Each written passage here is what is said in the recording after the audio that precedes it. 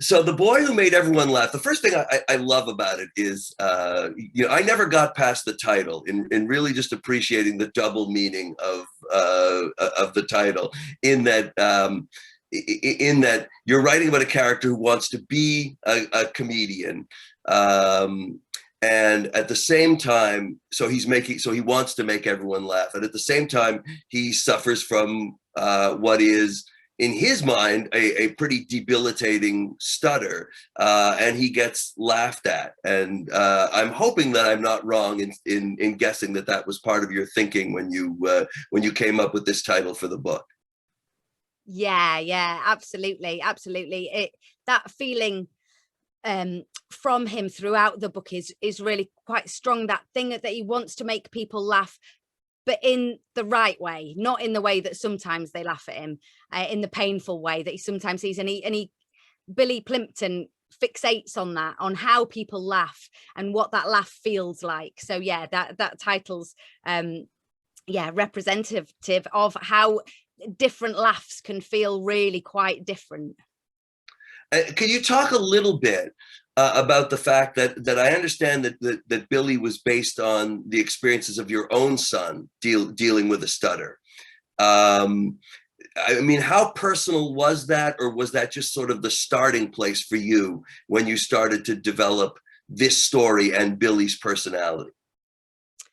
Yeah, so it was very personal, and I don't think, because it's not like I wasn't a person who always thought I wanted to write a book. Writing a book wasn't something that ever really was something that I thought that I would be able to do.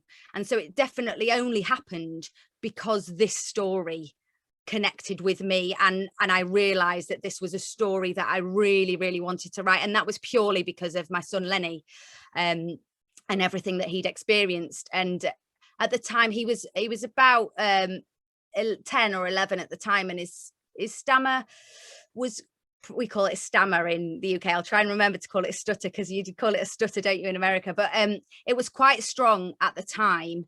It's since got much less strong actually now.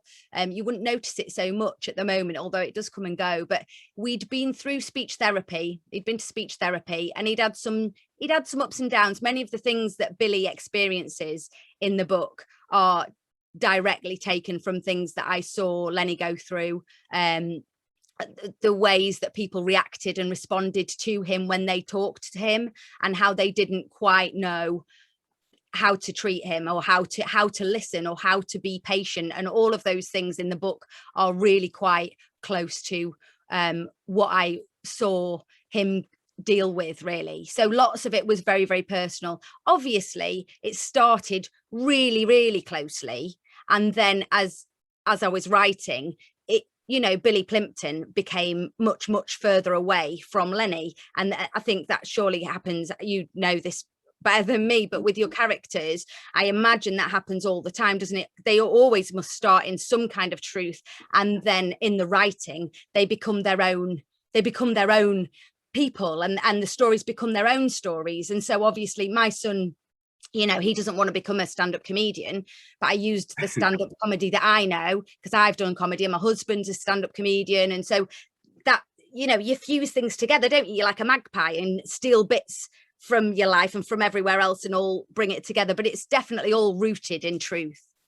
Yeah, I work with kids a lot, and I always find that they expect everything to be like directly from life. So I always feel a little bit guilty, when I'll be working with a school group and they'll say, well, where did a certain character come from? And my answer is always like really sort of crafty. It's like, well, I needed a guy to be like this, and he's got to do this and make the story work this, and they look at me and basically they wanted to hear, that's my uncle. And so you always sort of feel a little bit like you're sort of disappointing the crowd to be really honest like that. Linked, which is a very different book than The Boy Who Made Everyone Laugh. My inspiration for that was the Paperclip School. Are you familiar with that? The school, it was a school in Tennessee that, as part of a Only when I read this book Okay. did I become familiar with that. I'd never Right. heard of it. So yeah, so this school was doing a unit on the Holocaust as part of their tolerance education program, and I think they were just having trouble sort of wrapping their mind around that number of 6 million, you know, and they decided to actually collect 6 million paper clips just to sort of see sort of physically what the number 6 million looked like. And, you know, they actually succeeded beyond their wildest dreams, right? I mean, they actually ended up with, I believe, upwards of 30 million paper clips and like an actual rail car that was used for deportations in the Nazi regime. They really, what they created was an entire cultural center and museum. But beyond their example, not that many of the actual characters and town and school, like that is not things that come from my actual experience. So sometimes what you start off with and what you end up with are only sort of related tangentially, you know, that it's kind of, you see, you can explain in your own mind how you got from one to the other. But looking at The Boy Who Made Everyone Laugh, it does seem like there's a lot of stuff directly from your life, right? You have stand-up comedy experience. Your husband is a stand-up comedian. Your son had the stutter, and you see these things really coming together to craft this story. Yeah, I'm slightly worried that now I've got to write more books. Am I going to run out of things if I use everything up in my real life? Or I'm slightly concerned that then what's left if I've used everything? I don't know whether I'll be able to do it. If I'm going to have to live lots of life, aren't I? And I'm going to have to make my children experience loads of things that I can then steal. Making stuff up is allowed.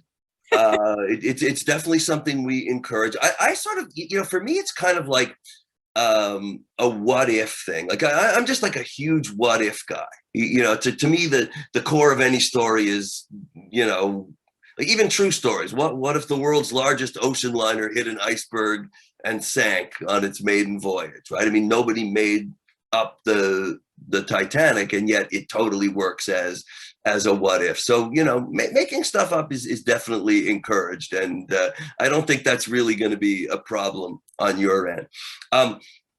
So something else I wanted to talk about just a little bit is, you know, it's tricky to write.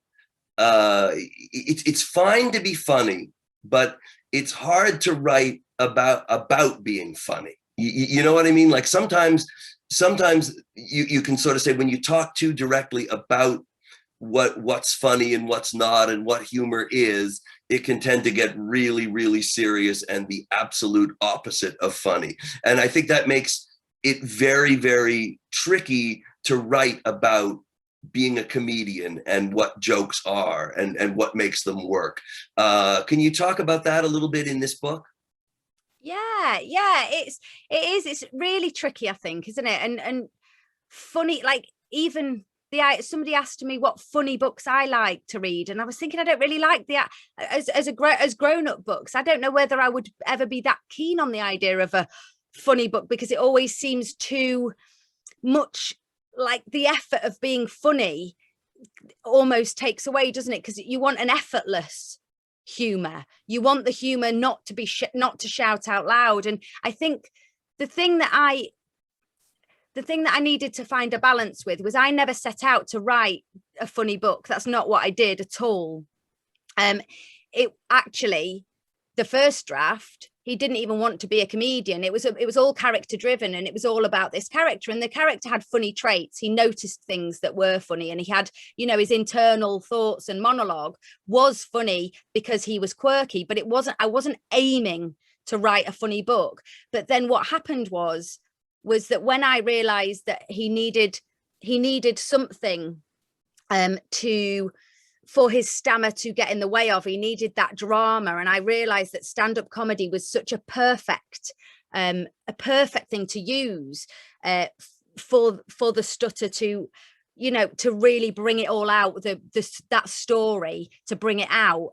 And I also know a comedian who's got a stutter, and so I knew that it was, again, based in a truth that I could look at, and that's when the out and out humor, the idea of what humor meant to him, and making people laugh, what that meant to him. And then I had the idea for the jokes, because kids love jokes. So a kid who wants to be a comedian would love to collect jokes and analyze them and have a list of his top 10 favorite jokes. And I thought, oh yeah, that should connect with kids who like telling jokes. They just like jokes because it's using words differently. And at that age, I think you're just learning how to do that and not always quite understanding when it works and when it doesn't. But there's some fascination there, isn't there? That's why joke books are so, popular and have been forever.